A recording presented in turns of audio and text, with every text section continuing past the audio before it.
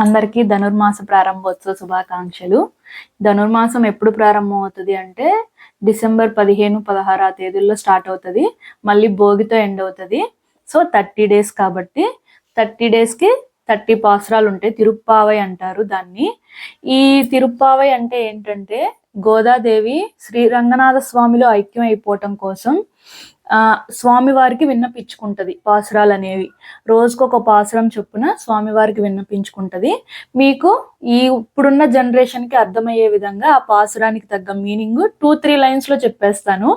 ఎక్కువ అయితే తీసుకొని నేను ఇప్పుడున్న వాళ్ళకి అంత వినే అంత టైం ఉండదు, ఓపిక ఉండదు కాబట్టి మీకు చిన్నగా క్లుప్తంగా అర్థమయ్యేది చెప్పేస్తాను.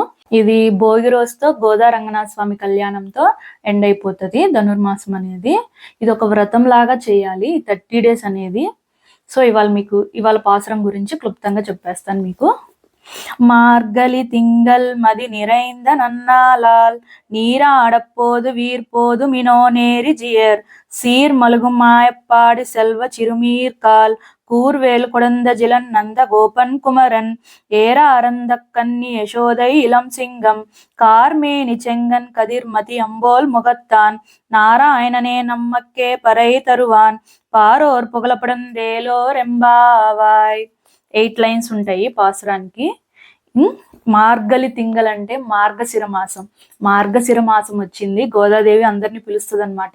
మార్గశిర మాసం వచ్చింది, అందరూ తలారా స్నానం చేసి చక్కటైన ఆభరణాలను ధరించి స్వామివారిని పూజించటానికి రండి. నందగోపాలుడు యశోద యొక్క కుమారుణ్ణి పూజించడానికి ఈ వ్రతంలో ఏంటంటే ఒకళ్ళు చేయటం కాదు, అందరినీ సామూహికంగా వాళ్ళని పిలుచుకొని వెళ్ళి చేస్తే ఈ వ్రతం యొక్క ఫలితం ఇంకా ఎక్కువగా ఉంటుంది. సో అందుకని గోదాదేవి అందరినీ పిలుస్తుంది. చక్కగా అందరూ తలారా స్నానం చేసి చక్కటి ఆభరణాలు ధరించి నందగోపాలుడు యశోద యొక్క కుమారుణ్ణి పూజించటానికి మనం అందరం వెళ్దాము రండి అని పిలుస్తుంది. ఇక్కడ తలారా స్నానం అంటే ఇన్నర్ మీనింగ్స్ కూడా ఉంటాయి. ఒక్కొక్క పాసురం గురించి చెప్పాలంటే ఎన్ని రోజులైనా చెప్పచ్చు. ఇక్కడ తలారా స్నానం అంటే పరమాత్మ యొక్క కళ్యాణ గుణగణాలతో మునగటం అన్నమాట.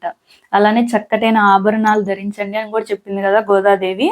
దానికి ఏంటంటే జ్ఞానం, శక్తి, వైరాగ్యం వంటి ఆభరణాలు అన్నమాట. నందగోపాలుడు అసలంట ఏమి ఒక ఆయుధం కూడా పట్టుకునేవాడు కాదంట. అసలు నందగోపాలుడు ఆయుధమే పట్టుకునేవాడు కాదంట. కానీ కృష్ణే వచ్చిన దగ్గర నుండి కృష్ణే పడుకునే మంచం దగ్గర బల్లెం పట్టుకొని కాపలా కాస్తా ఉండేవాడంట. ఇది పాసురం మీనింగ్.